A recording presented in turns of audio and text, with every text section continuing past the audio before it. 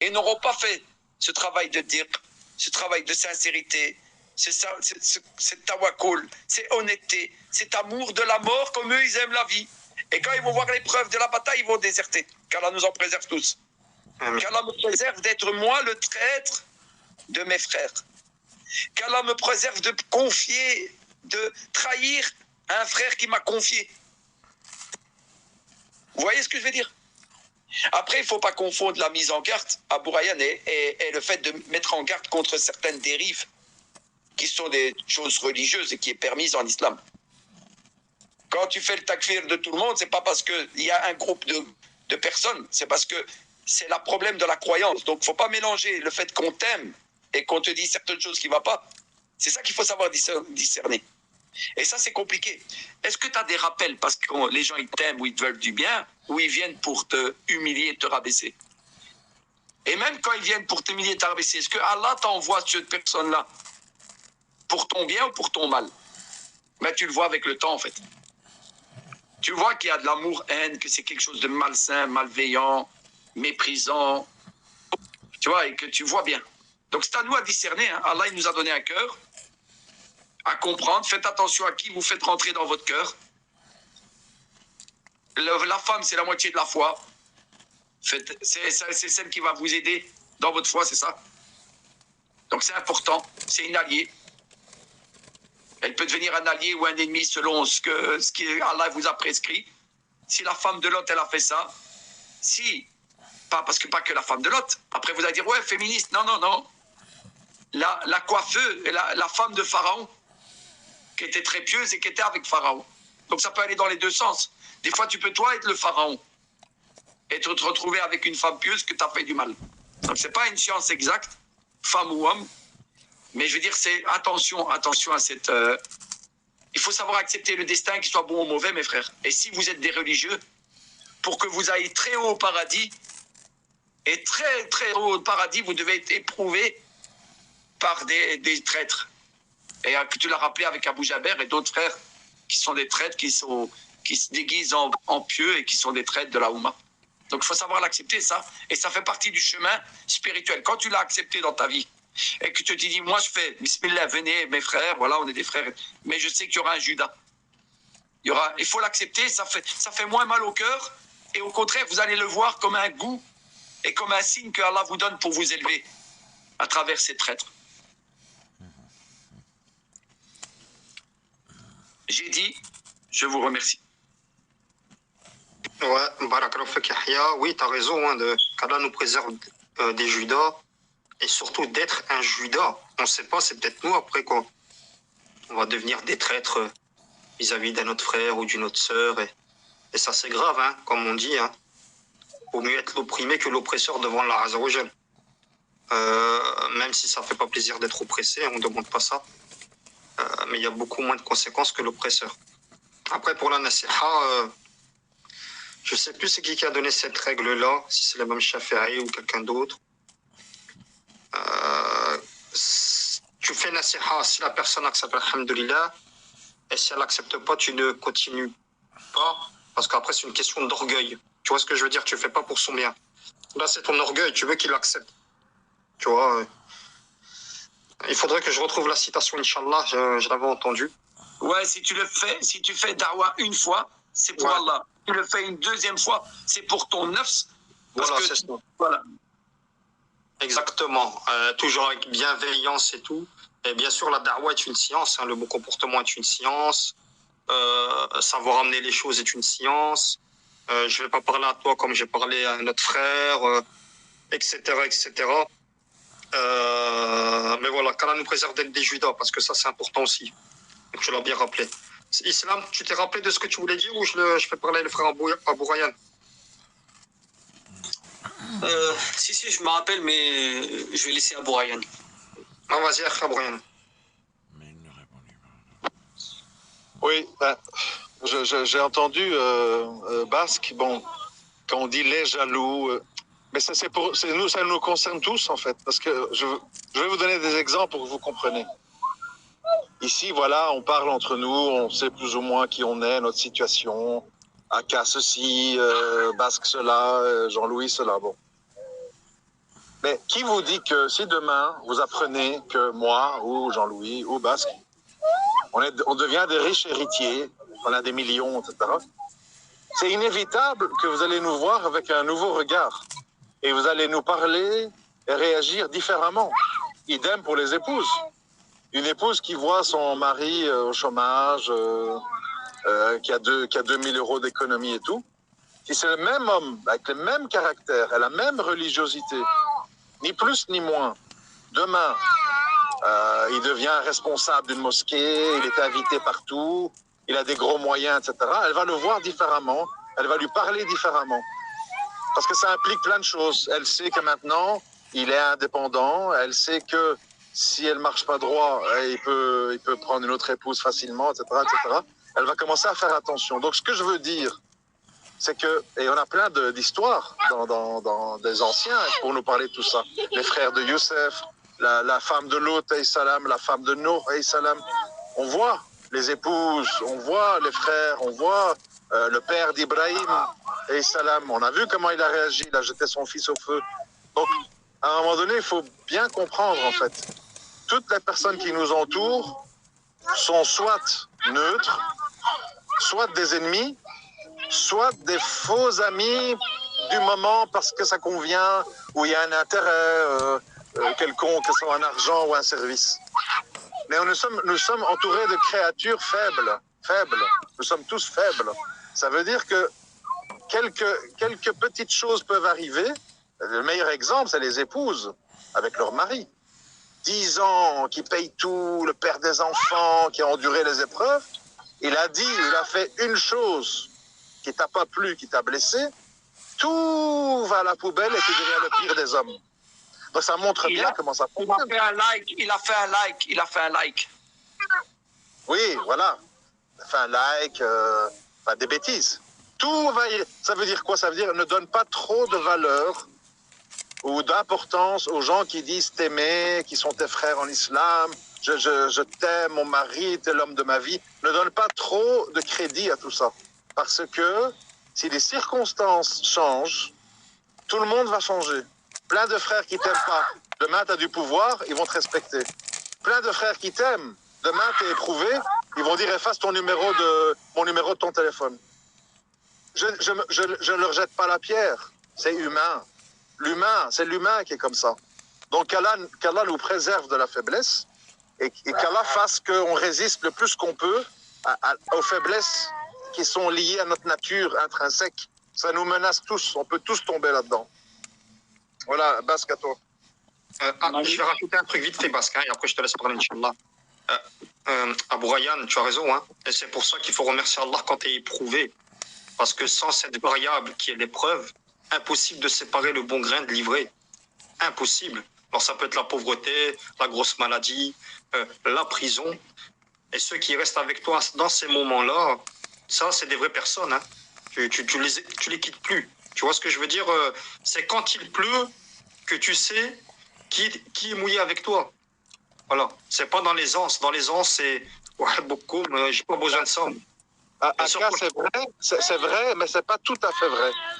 Je t'explique pourquoi. Tu as des gens, moi j'ai eu le cas par exemple, tu as des gens qui peuvent venir te voir en prison, mais pour des raisons très égoïstes. C'est-à-dire, ils viennent, toi tu penses qu'ils viennent pour toi, mais en fait ils viennent, comme on dit, pour vider leur déchetterie. Moi j'ai eu ça.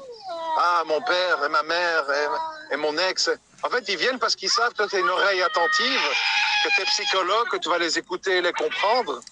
Et ils viennent pour eux, en fait. Toi, tu crois qu'ils viennent pour toi, mais ils viennent pour eux. Beaucoup de gens font du bien pour eux, parce qu'ils veulent récolter quelque chose de ton oreille.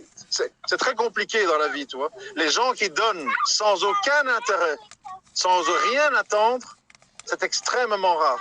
Et si ça arrive, ce sont des flashs, et c'est pas tout le temps. Parce que la nature humaine, elle est intéressée. C'est comme ça. Je crois que j'ai fait un audio là-dessus où je disais beaucoup de choses se font par intérêt. Je sais plus le titre, mais l'intérêt, c'est quelque chose qui est très, très vaste. Très, très, très vaste. Combien de femmes complimentent un homme ou font des sacrifices pour un homme parce qu'elles veulent une descendance de lui ou... C'est très compliqué. Il y a toujours un intérêt derrière. Parfois un intérêt très caché, très sournois, très indirect, mais un intérêt tout de même. Tu vois. Et le meilleur des intérêts, c'est le fait de se rapprocher d'Allah Azza wa Jal. Ça, c'est le meilleur. Ça, c'est vraiment l'intérêt ultime. C'est que tu fréquentes quelqu'un pour te rapprocher d'Allah Azza wa Jal. Donc un savant, un imam, un frère pieux. Ça, tu peux, tu vois ce que je veux dire? Ça, tu peux. Ça, c'est encouragé. Malheureusement, c'est beaucoup les intérêts matériels, comme tu le dis. C'est assez rare que si personne n'a rien à gagner, te fréquente. C'est assez rare. Ça existe, alhamdoulilah, mais c'est assez rare. Vas-y, Islam. Moi, j'en ai plein, moi, des frères. Au contraire, c'est eux qui m'aident. Et ils ont tout à perdre en me fréquentant, mais ils continuent à me fréquenter parce qu'ils m'aiment filet. J'en ai plein. Et ils sont presque même à voir du 5 h du matin pour me supporter en tant que frère filet. J'en ai. Moi, j'ai des frères qui m'aiment vraiment. Et en plus, je suis cher. J'ai pas un bal, j'ai rien, mais ils m'aiment quand même. Allahu Akbar. Allahu Akbar. Merci, Allah. Merci. Vas-y, Islam, vas-y. Ouais, Jean-Louis. Ouais, qu'Allah vous récompense les frères. Bah oui, mais comme il est dit à Bourriane, quelque part, il faut dire les choses. Hein. On est tous plus ou moins jaloux. Hein. Après, à des différents degrés, bien évidemment. Après, il y a jaloux.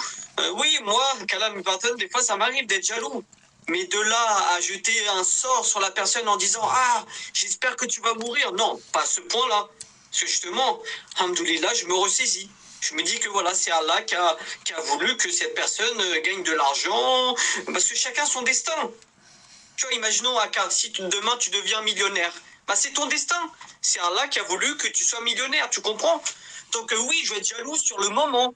Je vais me dire, ah, l'enfant d'Aka, il est millionnaire, mais de là à te maudire ceci, cela, j'espère pas. Tu vois, j'espère pas, tu vois. Mais bien évidemment, mais regardez, la jalousie, elle est partout. Entre les riches, même dans ta propre famille, il y a des gens qui sont jaloux de toi. Même des fois, ta mère, elle peut être jalouse de toi. Entre les copains, entre les frères et sœurs, regardez, la jalousie, elle est partout. Et la jalousie, c'est quoi? C'est l'envie, c'est la haine. C'est, voilà, t'as la haine, voilà, t'as la haine. Hein? Pourquoi t'as la haine? Parce que tu penses qu'à toi. Hein? Parce que tu veux... C'est par jalousie qu'Abel a été tué par son frère. Hein. Ça a commencé là. Hein. Et ça n'a pas commencé par rapport à l'aumône. Hein. C'est bien avant que ça a commencé.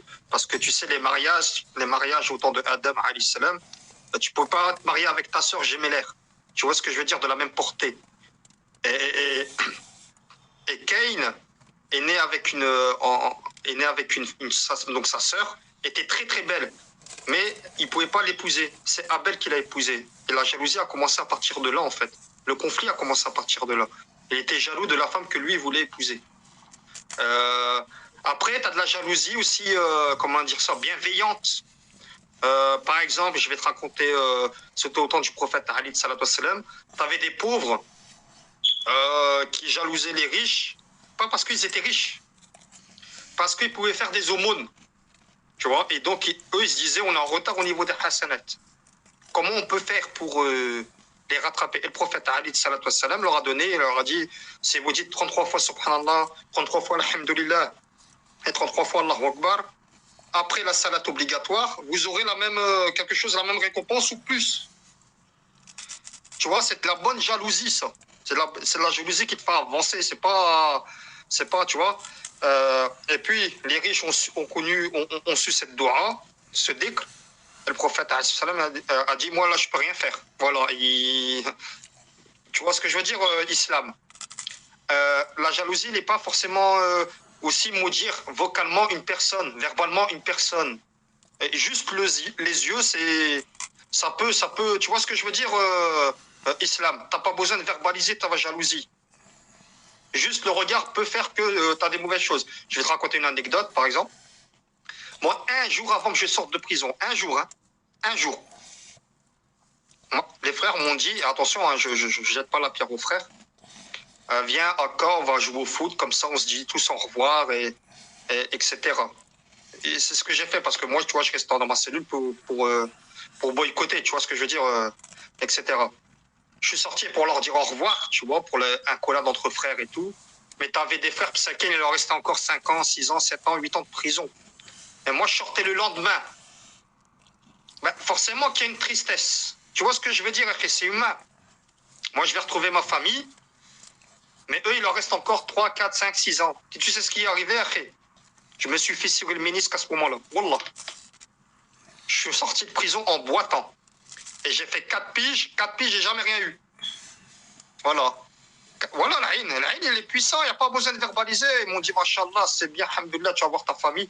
Paf, fissure du ministre quand j'ai joué au foot. Je suis rentré chez moi en boitant, opération, etc. Tu vois, mais ça, c'est humain, comme il dit le frère Abou Rayhan, c'est humain. Comment tu vas empêcher ça? Tu vois, par exemple, Islam, qu'Allah t'en préserve. Tu as un enfant. Cet enfant, il meurt d'une maladie. Et ton frère, il a un enfant, il n'est pas mort d'une maladie. Est-ce que tu vas être jaloux? Bien sûr que tu vas être triste, tu vas penser à ton fils. Mais ça, tu ne vas pas souhaiter la mort de son enfant. Tu vois ce que je veux dire, Islam? C'est très compliqué, hein. C'est humain, c'est très complexe. Voilà, vas-y, Islam, si tu veux me répondre. Oh non mais, tout à fait les frères. Bah oui, mais les gens ils prennent ça à la rigolade. Oh mais non, mais si, l'œil, l'œil, faut faire attention. L'œil ça tue. C'est comme j'ai vu récemment, il y a un frère qui a mis sa voiture, voilà, sur Twitter. Regardez ma voiture, comment elle est belle, ceci, cela. Et quelques semaines après, voilà, il a reposté une photo de sa voiture, mais accidentée. Tu vois, le frère, il a dit, ah, regardez, j'ai eu un accident. Et justement, il y a des gens dans les commentaires, ils disaient, bah oui, mais ça, c'est le mauvais œil. T'es là, tu montres ta fortune devant les gens et après, tu te plains qu'il t'arrive des choses. Mais il y a des gens, mais vous vous rendez compte, moi, je suis, qu'Allah me pardonne, hein. Mais je suis sûr, il y a des gens, ils veulent que Jean-Louis meure. Oui, si. Et peut-être pas des musulmans, mais il y a des gens, ils veulent ta mort. Ils veulent que tu meurs. Surtout à Abou Rayhan. Ne prends pas mal à Abou Rayhan, mais je suis sûr qu'il y a des gens, ils veulent que tu meurs, Abou Rayhan. Mais c'est quand il va mourir, ce gars-là? C'est quand? Si, il faut dire les choses. Bon, peut-être c'est un peu choquant quand je dis des trucs comme ça, mais oui, c'est des faits réels. Si, ça existe. Il y a des gens, ils sont prêts à te foutre de la sorcellerie dans ta nourriture. C'est de la folie. Mais j'aimerais aussi dire quelque chose pour vraiment terminer. Pourquoi? Regardez dans les relations humaines. Regardez qu'est-ce qui fait mal. En fait, qu'est-ce qui fait mal dans les relations humaines? C'est quand la confiance a été trahie, quand la confiance a été rompue. C'est ça ce qui fait mal dans les relations humaines, c'est-à-dire dans ta famille, au travail. Voilà, je t'ai donné ma confiance et tu m'as trahi. Quoi? T'es sérieux? Tu m'as fait ça? Et en fait, on en revient, c'est que si tu as des grandes attentes, tu auras forcément des grandes déceptions. Si tu as des petites attentes, tu auras des petites déceptions. Et si tu n'as aucune attente, c'est-à-dire que tu n'attends rien de personne, bah, tu n'as aucune déception. Comme il disait Abou Rayhan, mais quand Abou Rayhan il disait ça, il n'a pas inventé l'eau chaude. L'être humain, il est fiable. L'être humain n'est pas fiable. Voilà, un jour je t'aime, un jour je t'aime pas. Donc, en fait, ce qui est dur, c'est de n'avoir aucune attente.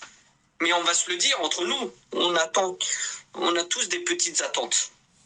Ou peut-être des grandes attentes. Et après, voilà, on est déçu. Donc, voilà, c'est ce que je voulais dire. Je vais juste rebondir sur le haïn. Hein. Le haïn peut tuer, il peut donner la mort. Je ne sais pas si tu connais le frère le décrypteur sur YouTube. Il avait mis une vidéo, tu sais, sur une famille syrienne qui avait émigré en Turquie parce qu'il y avait la guerre au Cham, tu sais. Donc, c'est des immigrés. Mais, alhamdoulilah, c'est des immigrés qui ont réussi à faire de l'argent. Tu vois, et ils postaient leurs biens sur TikTok et Instagram, etc. Donc ils mangeaient bien, ils avaient une belle maison, un SUV. Malheureusement, ça a attiré les yeux des jaloux. Et qu'est-ce qui s'est passé, subhanallah? Il y a eu le tremblement de terre en Turquie, je crois, à un moment. Et ben, dans le quartier, il n'y a que leur maison qui est tombée. Que leur maison. Ils sont tous morts. Les 3 filles, le mari et l'épouse. Donc, c'est pas de cause naturelle parce que un tremblement de terre, tu vois, c'est un effet de zone. Tu vois, quand ça tremble à un endroit, c'est 4, 5, 6, 7, 8, 9 maisons, tu vois. Non, il n'y a que leur maison au milieu qui s'est effondrée sur elle-même. Tu vois, et ils s'est entraîné leur mort. Inch'Allah, ils sont shahids, ils sont martyrs, tu vois, parce qu'on sait que le hadith de celui qui meurt lors d'un tremblement de terre, Il fait partie des shahids, on espère pour eux le shahid. Mais c'est triste. Voilà. Pourquoi? Parce que là-bas, la majorité des Syriens, des immigrés syriens, ben, ils ont faim, ils sont sans abri, ils sont au chômage, leurs enfants ont faim. Alors quand ils voient ça, tu vois, le haine, il va très, très, très, très, très, très, très, très vite.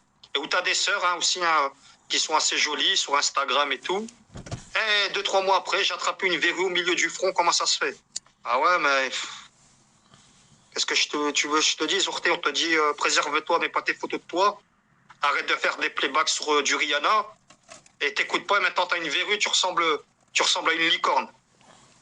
Ah bah voilà, on t'a prévenu, t'as pas écouté, bah khlas. Vas-y, Yahya, c'était juste une parenthèse. Ouais, barakallahu fik.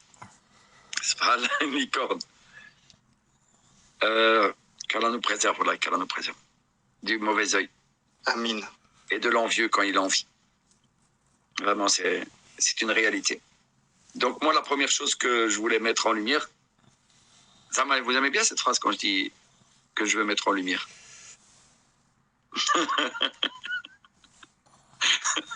Donc, attendez. Hein. Ah oui, je voulais parler sur... Parce que Abou Rayyan, il avait dit que la femme, elle a besoin, quand tu as de l'argent et tout ça, la femme, elle est bien, elle est tout ça. Mais on ne va pas lui enlever sa nature. La femme, par son essence, a besoin de sécurité. Elle a besoin de sécurité et d'être avec un homme qui la sécurise, qui la protège. Ça, c'est notre rôle, ça. Ça, on ne peut pas aller contre cette nature. Aller contre cette nature, c'est aller contre ce qu'Allah a décrété vis-à-vis de la femme. Mais ce n'est pas une sécurité. Il y a certaines femmes, elles ont... Il ne faut pas confondre les milliards. Ce n'est pas la sécurité de la...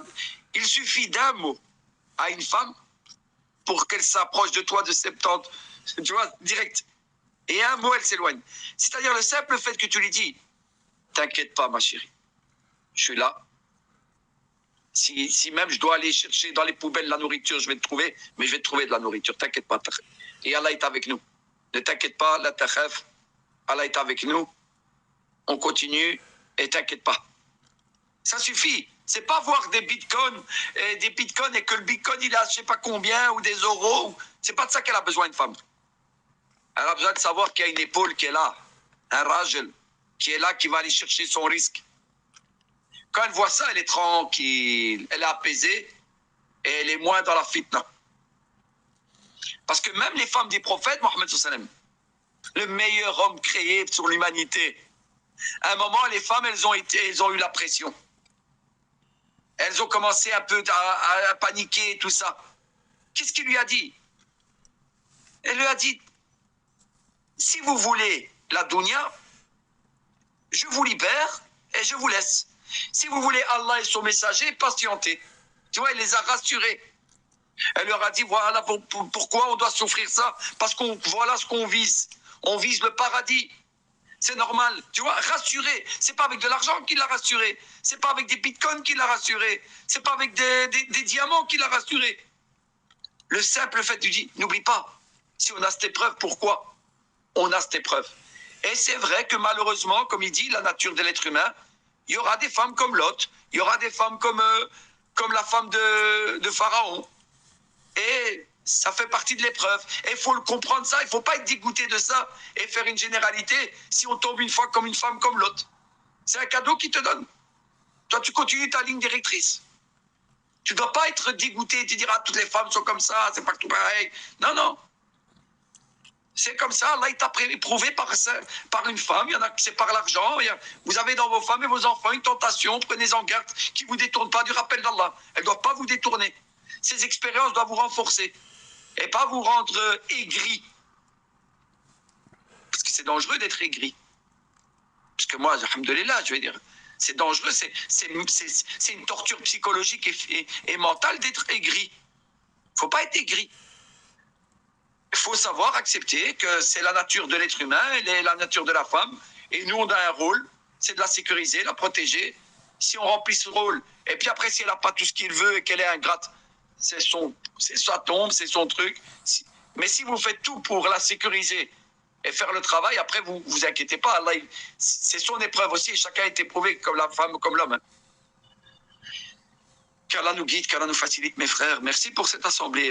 19h, 17h, non, à 7h c'est fini, à 5h c'est fini. Donc, franchement, c'est agréable. Ça se passe bien, bienveillant. On pense gagner peut-être des hasanettes avec ce live. Qu'Allah vous récompense. Il y a le frère en arabe qui veut parler. Salam alaikum wa rahmatullah. Vous allez bien? Wa alaikum salam wa rahmatullah wa barakatuh, mon frère. Ça va, mon frère? Ouais, ça va, toi? Ça va, toi?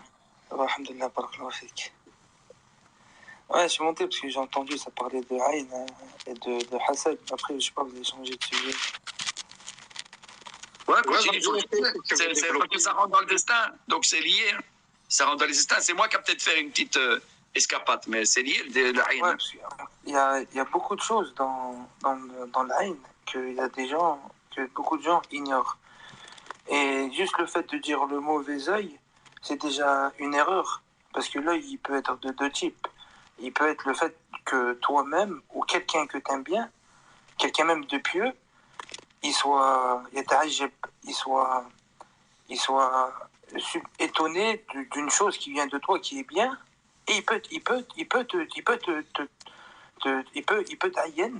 Et cette histoire, elle est dans le tafsir de Qurtubi, elle est dans le Muwatta de l'imam Malik. Excusez-moi, je suis un peu malade. Dans le verset où Allah Shafik, mon frère. Où le père de Amin, où le père de Youssouf, il leur dit là tadkhulu min babin wahidin wa tadkhulu min abwabi mutafarriqa. Ne rentrez pas tous par la même porte, mais entrez de manière dispersée. Et là, Ibn Abbas, il disait qu'il avait peur pour eux du Aïn. Et là, il a dit que c'est une première règle, c'est de ne pas montrer, pas trop montrer, c'est les ni'mas qu'Allah nous a donnés. Ça, c'est l'une des causes qui fait qu'on est moins touché par la haine. Et l'une des plus grandes causes qui fait que les gens sont touchés par la haine, c'est que déjà, ils ignorent qu'est-ce que c'est que le haine, et ils ignorent la protection qu'il y a à faire pour le haine. Il y a beaucoup de gens qui pensent qu'ils sont protégés du haine, alors que le prophète sallam, il apprenait des doigts à Hussein al-Hassan, il leur disait A'udhu bi kalimatillahi tammat min sharri ma khalaq. Il leur disait, vous savez, c'est qui disait cette doua? Il leur a dit, c'est Ibrahim. Il apprenait cette doua à Ismaïl et à Ishaq. Il leur disait, et nous, on est encore plus en droit de demander d'être protégés. Ça, c'est aussi une cause qui fait que les gens, ils sont touchés par le haïn en pensant que, déjà, ils sont protégés, et de deux, que ça peut venir que des gens mauvais. Ça, c'est pas vrai. Un sahabi qui a fait Badr, Amr, il a haïn un sahabi juste en voyant sa peau. Et quand il a vu sa peau, il a dit, ça c'est une peau de jeune fille. Et sa peau, elle a changé, etc. Elle commence à avoir des problèmes de peau jusqu'à qu'il est parti voir le prophète sallam. Et le prophète sallam lui a dit, pourquoi tu n'as pas dit tabarakallah à ton frère? Et c'est vrai que c'est un sujet important parce que le haïn, ça peut tuer. Et la preuve, c'est que même les gens de Quraysh, ils ont essayé de tuer le prophète sallam avec le haïn.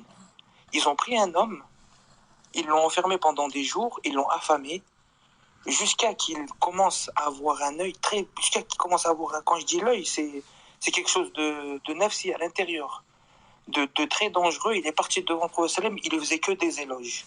Et en le regardant bien les yeux ouverts, en essayant comme ça de le tuer. Mais ils n'ont pas réussi. Et, alhamdoulilah. Et même dans le tafsir, Qurtubi, il rapporte l'histoire d'un homme qui a entendu, ça c'est pour l'histoire de la maison. Samarni, il raconte qu'il était avec un homme et ils ont entendu deux vaches. Et il entendait le bruit du lait qui descendait de la vache. Et subhanallah, et l'homme qui était avec lui, c'est pas quelque chose de mal qu'il a fait. Il a commencé à être impressionné, voilà. Le fait d'être impressionné du lait qu'il entendait, parce que lui, il voyait pas la vache. Et quand il a été impressionné, il l'a haïen. Et les deux vaches, elles sont tombées mortes. Ils sont partis les voir, elles sont tombées mortes. Donc c'est vraiment quelque chose de réel, de véritable. Et généralement, toutes les communautés, c'est pas quelque chose qui est propre aux musulmans de savoir ça. Et même le hasad, c'est quelque chose d'humain, parce qu'Allah Azza wa Jalla a dit wa min sharri hasidin idha hasad. C'est lorsque. Donc Allah, il a affirmé que le hasad, il devient dangereux lorsqu'il apparaît. Et que quand il reste caché, etc., ça reste un mal, mais moindre que le fait qu'il devient apparent. Et c'est quelque chose qui peut se traiter. Et même le haïn, c'est quelque chose qui est difficile parce que c'est dur de demander la protection d'Allah ou dire Tabarakallah ou Tabarak ar-Rahman, ou même pour soi-même. Quelqu'un il rentre chez lui, il voit un beau plat. Il doit dire Bismillah quand il mange ça, mais même si lui il a en possession une chose, il doit dire quelque chose. Et ça c'est dans Surat al-Kahf. Quand il dit Ma sha'Allah la quwwata illa billah. Donc, il y a des gens, ils pensent que tout le temps, c'est les gens qui haïnent, ils peuvent se haïnner tout seuls. Voilà, c'est tout ce que je voulais dire, les frères. Je ne vais pas être long, j'essaie d'être concis. Et une chose que je voulais dire, c'est que l'islam a été très dur envers les gens qui donnent le haïn. Quand on sait quelqu'un qui a l'habitude de donner le haïn, le émir ou le chef d'un État musulman, il peut ordonner le fait qu'on l'assigne à résidence et qu'on ne laisse pas sortir tellement que c'est quelque chose de dangereux. Et ça, c'est dans les livres de fiqh. Et Shafi'i, il est d'avis que si on sait, mais ça, c'est un irtilaf entre les ulama, que quelqu'un, il a tué un autre par le haïn, mais il faut être sûr qu'il l'a fait exprès, qu'il mérite lui aussi de se faire tuer. Après, bon, c'est un autre sujet. Barclo, je ne sais pas si on m'entend toujours.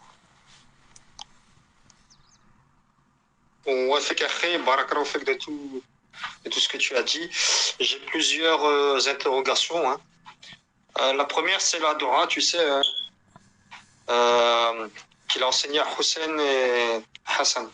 Est-ce que c'est pas une Dora spécifique pour la protection des piqûres des insectes? Parce que j'avais lu le tafsir de ça, c'est pour se prémunir